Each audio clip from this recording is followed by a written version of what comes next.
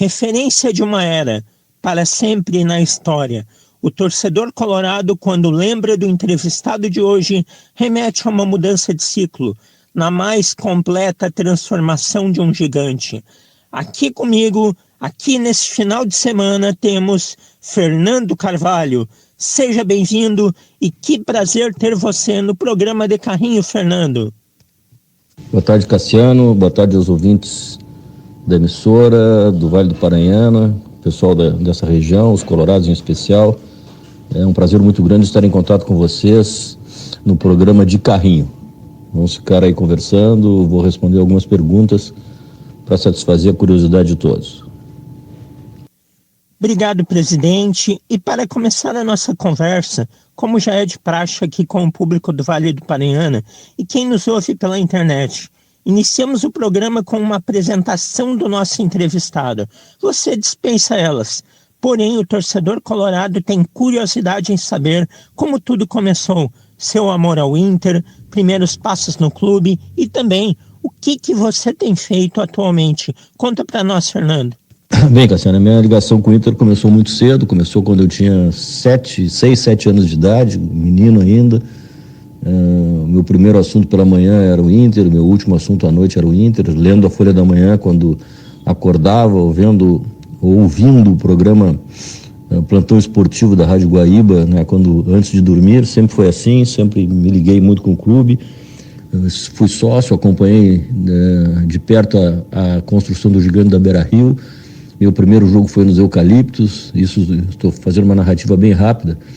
Quinzenalmente, de 15 em 15 dias eu ia ao estádio, né, ao Beira-Rio, na beira do rio, ainda hoje povoada a região, naquela época não tanto. O rio batia praticamente na obra, né, e eu, com um amigo mais velho do que eu, que era o zelador do meu prédio, chamado Luiz Brasil, eu ia até o estádio para vistoriar, como se diz, sendo um torcedor ansioso, um torcedor que queria ver logo terminada a nossa grande obra. Então, de 15 em 15 dias eu comparecia ao Beira-Rio e assim fui, né? Depois, na inauguração, foi o nosso primeiro título em 69, na sequência já havia me associado antes, sou associado desde 64, fila G89, a minha cadeira, que tenho até hoje, e a coisa foi indo até que me formei, fiquei na faculdade de Direito. Eu era identificado como colorado, porque todo mundo sabia, né? Eu enfrentava os gremistas nos debates de recreio, antes de aulas, no intervalo dos períodos, e até que um professor que me conhecia da faculdade assumiu o cargo de vice-presidente jurídico do Inter, o Dr. Fernando Jorge Schneider, e resolveu me convidar para trabalhar no clube. E aí, em 82, eu passei a trabalhar no Internacional como advogado. Logo a seguir, me tornei conselheiro, naquele mesmo ano. E aí segui trabalhando como advogado durante muito tempo. Depois passei por vários setores do clube, me tornei vice-presidente jurídico. Fui para o departamento amador em função do meu filho, né, ser atleta, tinha 10 anos e foi jogar no Inter. Eu aí passei a trabalhar nas categorias de base, primeiro como um pai, né, atuante, querendo ver as coisas melhorarem. Depois fui indicado como diretor da categoria e as coisas começaram a dar certo. Conquistamos então alguns títulos, né, e especialmente em 98 a Taça São Paulo de futebol júnior, que é o verdadeiro campeonato nacional da categoria. Com isso, as pessoas que estavam no clube, alguns amigos, entenderam que eu poderia ser presidente para tentar fazer no grande Inter o que foi feito no pequeno Inter, que era as categorias de base. Concorri uma primeira vez, não deu certo, e finalmente, no final de 2001, na eleição para presidente, eu me tornei presidente do Inter. Aí fiquei de 2002 a 2006 como presidente, reeleito 2 vezes. Na sequência fiquei 1 ano e meio fora, aí o clube decaiu, teve aí problemas políticos, teve crises. Eu acabei retornando, né, primeiro como assessor de futebol do Giovanni Luigi, depois como vice-presidente de futebol. E o clube felizmente recuperou-se, ganhou a Sul-Americana, ganhou a Libertadores, os títulos gaúchos, né, e aí ressurgimos novamente. E aí em 2010 eu me afastei do Inter, me afastei do clube e onde estou até hoje, né, afastado. Nesse período houve um interregno em 2016, naquela fase terrível de caída, né? De caída do clube. Eu fui convidado para voltar, faltando 3 meses para terminar o ano. Aceitei, porque não poderia me furtar, e acabou não dando certo. Não consegui, junto com os companheiros que lá estavam, resolver o que havia de pendência, de problema e de baixo astral e de queda, né? E acabamos caindo. E de lá para cá, desde 2016, aí não mais tive contato com o meu clube, a não ser por notícias e por torcer muito, ir a alguns jogos, né? Agora, recentemente, em função da pandemia, ver os jogos pela televisão, mas, na verdade, não estou mais no clube. Em 2011, eu passei a trabalhar profissionalmente, né, no futebol, fui contratado por uma empresa para ser consultor e também passei a dar palestras, passei a dar aulas, né, participar de cursos, de encontros, de uma forma remunerada, né? Também trabalho em favor de alguns clubes, fazendo diagnóstico, consultoria.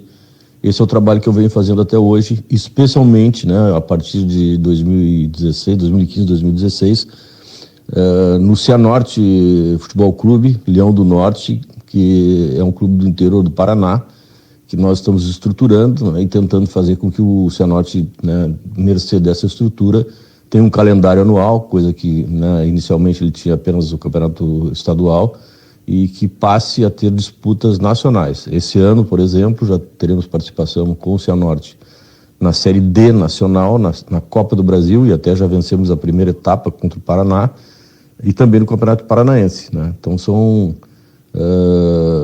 ações administrativas que já estão se tornando, né, profícuas e estão tendo resultado.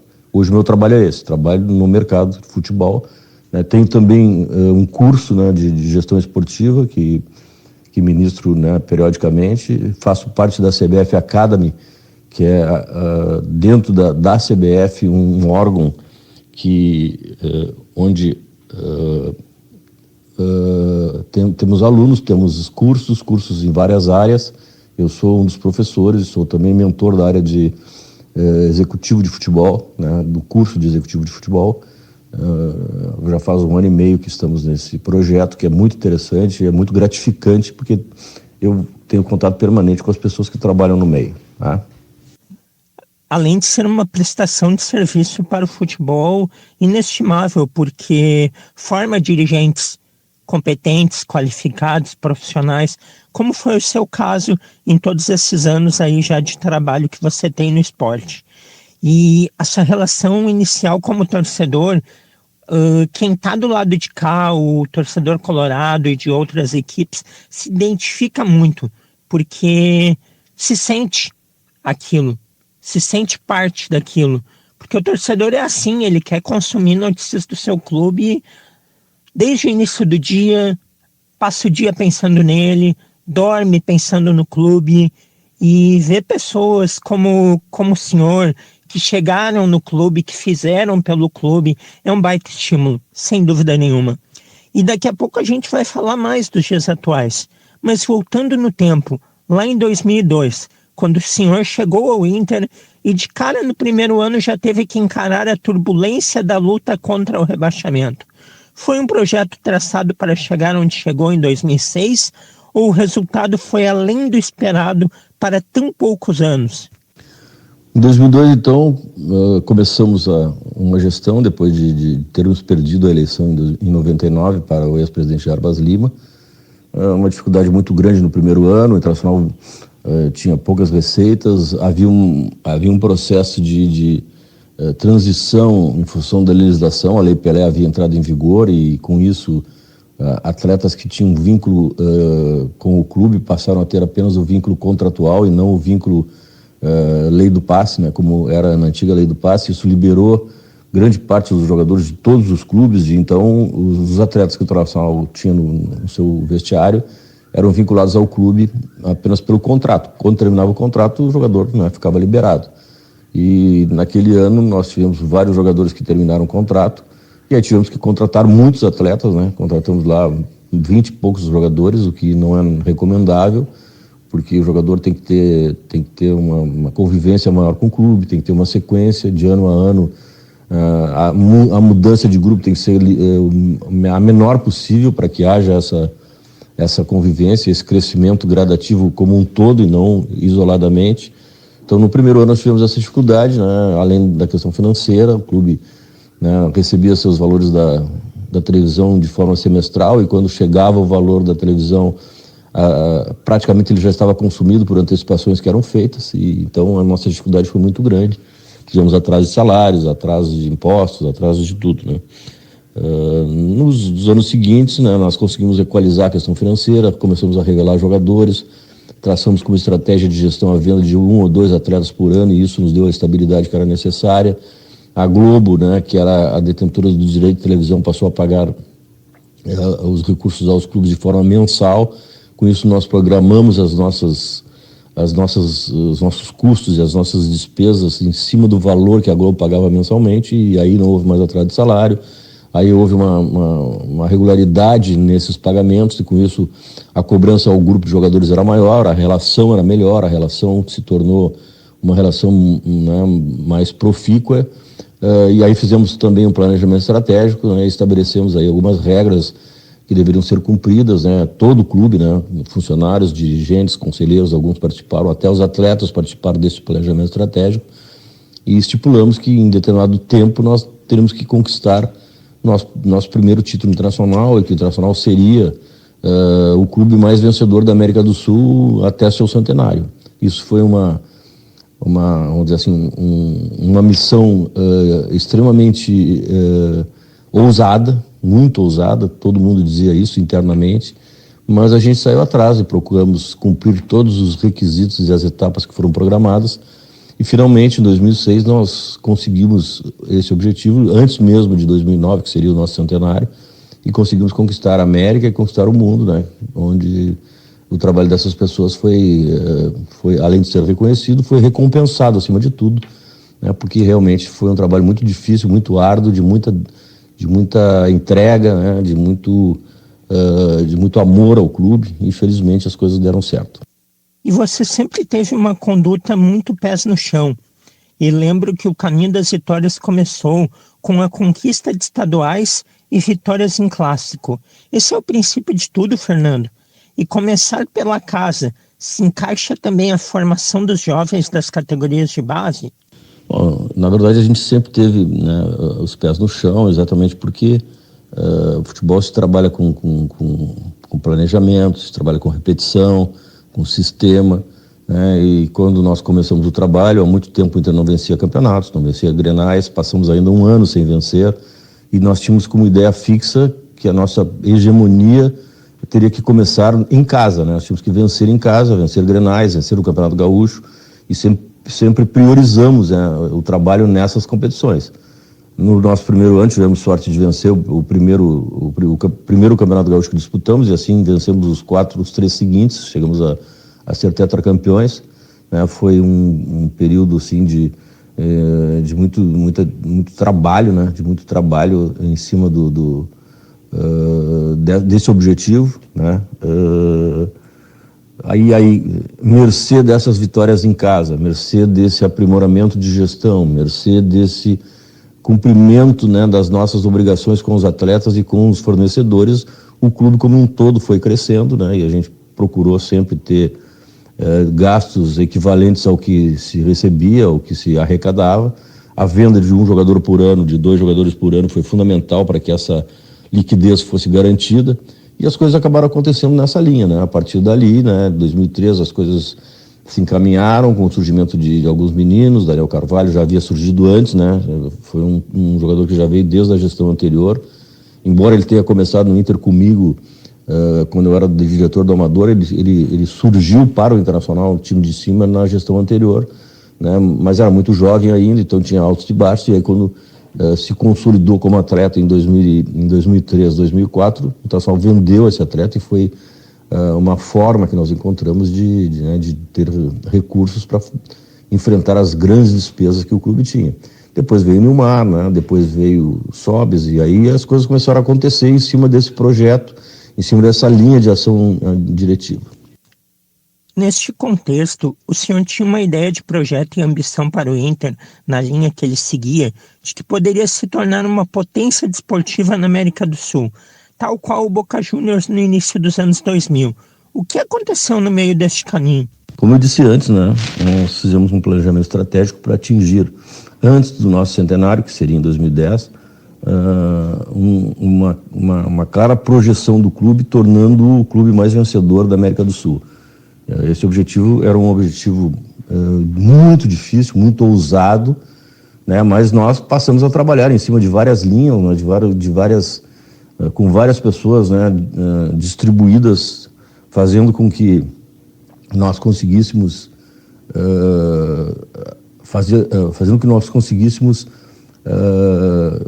atingir todos os objetivos que foram traçados. E assim foi. Aí começamos primeiro disputando a Sul-Americana, aprendemos muito com aquela Sul-Americana que perdemos, as viagens posteriores, os jogos contra o Boca, tudo isso nos deu uma experiência, nos deu uma gama, né, de vivências que foi muito importante quando, em 2006, nós aí sim disputamos a primeira Libertadores e conquistamos. Né? Mas tudo em cima de um projeto, de um planejamento estratégico, né, onde as coisas tinham começo, meio e fim, o que foi fundamental, né, para que nós conseguíssemos o resultado final, que foi o título de 2006. Estamos conversando com Fernando Carvalho, dirigente histórico do Internacional, presidente campeão da América, campeão do mundo, homem que transformou o clube em todos os aspectos.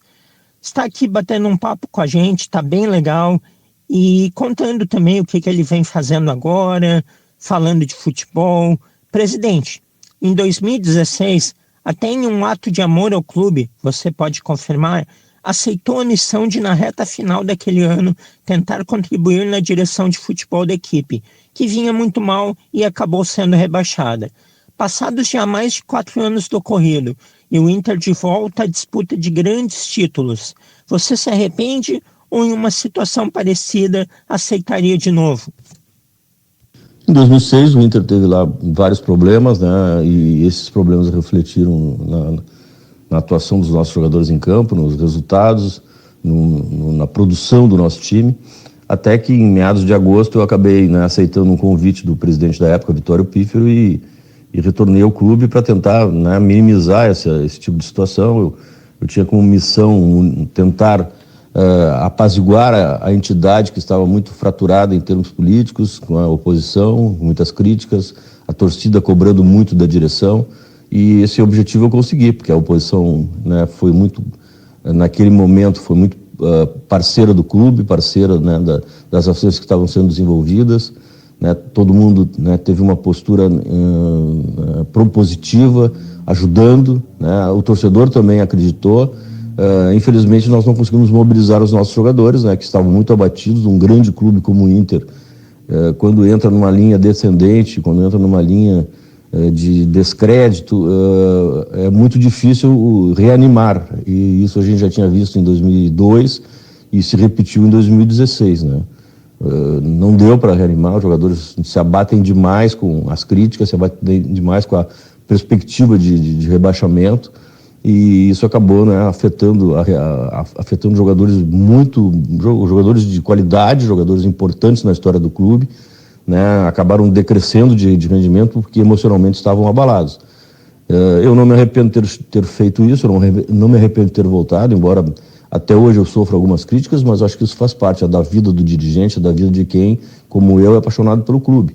Eu não tinha saída, né, e se eu acontecesse outra vez, eu faria da mesma forma, né? Claro que não vai acontecer, eu tenho certeza que não, mas eu sempre estarei à disposição do meu clube, principalmente nas horas ruins, porque na hora boa tem muita gente que vai estar lá, né, disposto a pegar o timão, disposto a trabalhar pelo clube, mas na hora ruim é mais difícil. Eu não me furtei nesse momento, não me arrependo, faria de novo, né, porque se não é uma coisa da qual eu me orgulho porque não conseguimos o resultado, é uma coisa que me deixa em paz, porque na hora ruim eu fui chamado, atendi o chamado, mas não consegui resolver o problema. E o senhor Fernando é dos exemplos de dirigentes que, pela sua conduta, até o rival respeita muito. E tem a escola de Fábio Koff, que foi da mesma linhagem. Conta um pouco da relação que vocês tinham e por que o Clube dos 13 não deu mais certo. Minha relação com o Dr. Fábio começou muito antes, né, embora de forma bem superficial. Eu, quando comecei a advogar lá atrás, em 75, 76, 78, eu advogava na cidade de Guaíba, próximo a Porto Alegre, e o juiz da comarca era o Dr. Fábio. Eu conheci ele nessa época, tivemos ali uma relação bem superficial de advogado iniciante com um juiz não tão iniciante, né, mas também, né, ainda num começo de carreira. E depois, né, no futebol, ele se destacando como dirigente do Grêmio, num primeiro momento não tão feliz, né, em 75, 76 ele foi diretor de futebol, e depois, quando se tornou presidente, aí sim, né, teve destaque, foi o maior presidente da história do Grêmio, um dos maiores dirigentes do estado, né, conquistando títulos, revolucionando uma gestão. E quando eu me tornei presidente do Inter, ele era presidente do Clube dos 13. Ele, desde logo, né, estabelecemos uma boa relação, ele me ajudou muito, né, eu aprendi muito com ele, e aí nos tornamos amigos, né, amigos de almoçar junto, semanalmente tínhamos encontros. Esses encontros apenas diminuíram quando ele se tornou novamente presidente do Grêmio, porque aí as tarefas de presidente são muito intensas e tomam muito tempo, mas sempre tivemos um contato, no mínimo por telefone, né? Sempre me ajudou muito, repito, sempre tivemos um contato próximo, e é uma pessoa das que eu conheci no futebol, das mais importantes, é que me traz muita alegria e saudade, né, pelo fato dele hoje não estar mais conosco. E o futebol praticado atualmente, Fernando? Momento todo atípico de nossa história, pandemia, tá gostando? Bom, estamos aí assistindo futebol à distância, é muito difícil, né? Não ir ao estádio, ver os jogos apenas com os atletas, ver coisas que jamais, né, ouvimos, né, mas as manifestações de árbitros, de treinador, de jogadores, que são gravadas e são contempladas, né, pelos microfones que estão à beira do gramado, já que não tem barulho do torcedor, o ruído das arquibancadas, isso acaba acontecendo. Acho que o futebol não mudou, né? Não mudou muito. O que mudou, na verdade, vamos dizer assim, a questão física dos atletas, a intensidade, né? As questões táticas, elas vão e vêm, elas se repetem. Na medida em que uma estratégia tática é muito utilizada pelos treinadores, vem uma outra estratégia para coibir essa anteriormente utilizada, e aí as coisas se renovam, mas ao mesmo tempo essa renovação ela decorre de exercícios que já foram praticados anteriormente, né? Então nós temos 4-4-2, 4-2-4, 4-1-4-1, 4-3-3, né? E hoje nós estamos na fase, né, do 4-1-4-1 e do 4-2-3-1 no Brasil. No mundo nós estamos na fase do 4-4-2, com 2 atacantes por dentro, mas tudo isso é uma repetição do que já foi feito, né? O 3-5-2 também está retornando agora, depois de ter sido lançado na Copa de 86 pela Argentina. Enfim, o futebol ele se renova, mas na verdade ele repete cenários passados, e a grande diferença que tem em relação a isso é a questão da intensidade, a questão da força e da questão física, efetivamente, dos atletas. Porque na verdade, as questões táticas, elas são, né, repetidas. São repetidas no que diz respeito ao que foi no passado e que já foi praticado anteriormente. Mas o futebol é sempre encantador, sempre monopoliza as nossas atenções. Eu vivo futebol 24 horas por dia, né, vendo jogos e participando desses seminários, desses cursos, né, vendo atletas, né, para indicar para o clube e para a empresa para a qual eu trabalho. Eu acho que cada vez mais o futebol é o grande esporte, né, que o mundo mais aprecia. E quando falamos de futebol atual, não tem como não falar de Inter. Título brasileiro começou perto, se distanciou, ficou muito pertinho e no fim bateu na trave. O que faltou, e você concordou com a troca de Abel por Miguel Ángel Ramírez? Bom, o Inter no Campeonato Brasileiro do ano passado teve uma ótima trajetória, foi muito bem com o Cudê. Eu sou daquelas pessoas que valorizam o trabalho do Cudê. Quando o Cudê saiu, veio o nosso velho conhecido Abel, que é sempre um treinador que tem muita vinculação com o clube, vinculação com a torcida, vinculação com o nosso ambiente. E ele teve um início, não digo titubeante, mas um início, né, de aprendizado, de recolocação dentro do clube, que coincidiu com o seu afastamento pelo Covid. Então demorou um pouco, né, até ele ter a completa compreensão do que ele tinha na mão, de como poderia jogar. Mas no momento em que ele retornou às atividades, ele logo definiu uma forma de jogar, definiu uma postura tática do time. Aí o time teve 9 vitórias, né, e isso fez com que nós, que já fôramos anteriormente líderes com o Cudê, passássemos novamente a ser líderes com o Abel, com boas atuações, com vitórias importantes, como aquela contra o São Paulo, contra o Bahia, contra o Ceará, contra o Palmeiras, né, que veio depois se tornar campeão da América e campeão da Copa do Brasil.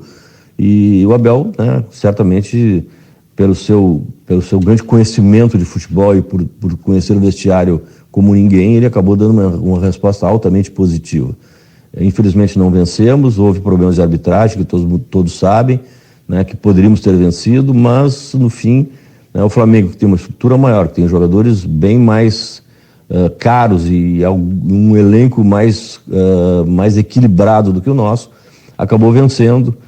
Eu, né, como colorado, não sei se de forma suspeita ou não, porque na verdade não tem como me afastar da minha paixão, que é o Internacional. Eu vejo que a definição final do Campeonato Brasileiro foi em função da arbitragem, assim como foi em 2005.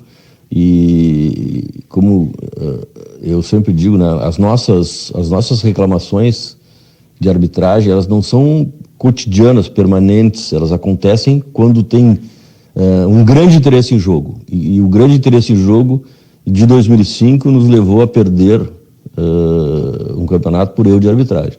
E o grande interesse em jogo em 2020 nos levou, agora 2021, nos levou a perder o campeonato por erro de arbitragem. Não vejo em nenhuma das situações nada pré-concebido, não vejo em nenhuma das situações uma armação, mas houve erros de arbitragem que foram fundamentais para o resultado final do jogo. E o Internacional foi prejudicado.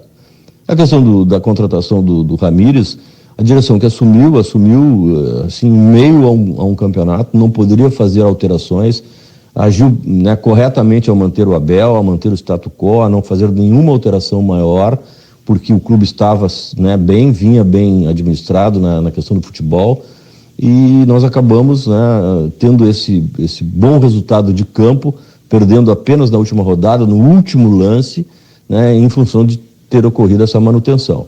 Só que quem assumiu tem projetos, tem planos e tem direito de implementar esses planos com as pessoas que entendem mais adequadas. E por isso eu não vejo nenhum problema na alteração que foi feita. O Abel é um grande treinador, o maior treinador da nossa história, o que mais jogos disputou em favor do Inter, mas o presidente Alessandro Barcelos, que assumiu e venceu a eleição lisamente, ele tem direito de implementar o seu trabalho com as pessoas que ele julga convenientes. E foi assim que ele fez, e eu estou torcendo para que tudo dê certo. Além das questões técnicas, Fernando, o futebol deixa dúvidas nos aspectos financeiros também. Quais impactos esse período sem público nos estádios vai ter ali na frente? E outra questão que eu tenho para o senhor são as negociações por direitos de transmissões. Você é favorável ou contrário à ideia de que o clube negocie de forma individual seus contratos? Bom, a pandemia está afetando todos os segmentos da vida econômica, da vida, né, em geral do país.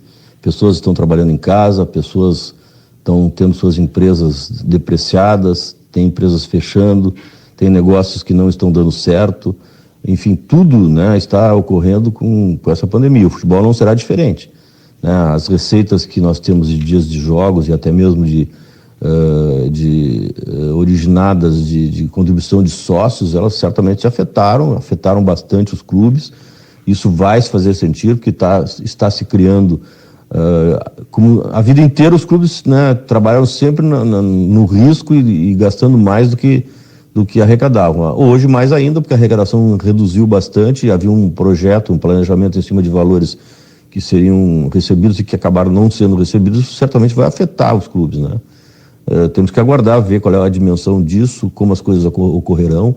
A televisão, eu vejo aí, em função dos últimos acontecimentos, ela nos próximos contratos, nas próximas renovações, ela certamente terá um tratamento diferente do que vem dando até aqui. A Globo sempre foi uma parceira dos clubes, mas com a redução de patrocínios, com a redução de cotas, né, certamente haverá também uma redução desses valores que são hoje praticados pela emissora, né, e as concorrentes também não dão mostras de que vão ter uma ação, né, no sentido de buscar essa fatia do mercado com valores equivalentes aos que a Globo pagava. Então, haverá certamente uma redução.